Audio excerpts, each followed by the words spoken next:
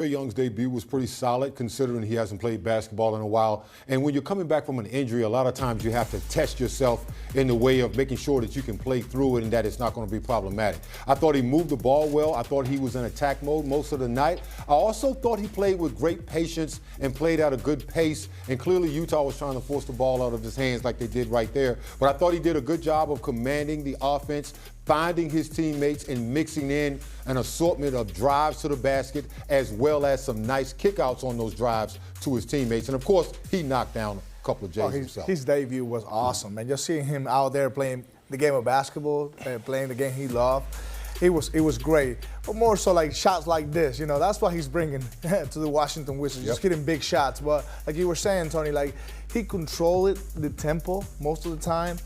His minutes were really efficient. He got 6 assists. Like I was expecting him to, like, you know, getting his teammates involved, trying to get a feel of his teammates, and he did that. So that was good. Yeah.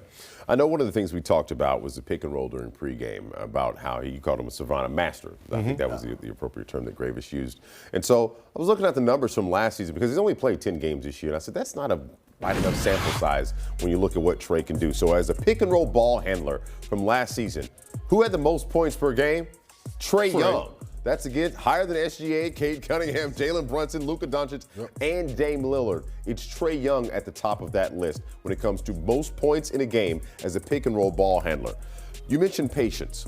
Obviously, a lot of Wizards fans wanted to see a lot of 3 balls fly tonight. He made one, which happened to be an and one, but it was 1 for 5 from deep. Yeah. The facilitation, I think that goes first. Is that fair to say that there's a little more patience with that 3 ball, considering the last time he played was December 27th against the Knicks? Absolutely. I mean, he's going to come out and he's going to set the table for everybody else, and he understands as long as he's got the ball in his hands, he's going to get his shots. Yeah. His shots are going to be there because of the defensive attention that he's going to command. He's going to get the ball out of his hands sometimes, and then he's going to get it right back, and he's going to hit you with a 3 ball or a drive. So he's good for that. But the thing that impressed me the most tonight, Greivis, is that to me, he made a concerted effort to play with his teammates and get others going. He had 6 dimes. He could have had 12. Yeah. Did he not? I mean, there was a couple of times, Greivis, where some of those, like, you're like, I wish he would have made that shot, because he sent some nice dimes over to him. Well, I mean, his IQ, man. He knows how to run pick and rolls, and he just keep defense honest. Why? Because if he's able to set up his teammates like he did tonight, and obviously he's consistent. Last year, he led the whole NBA in assists per game, 11.6.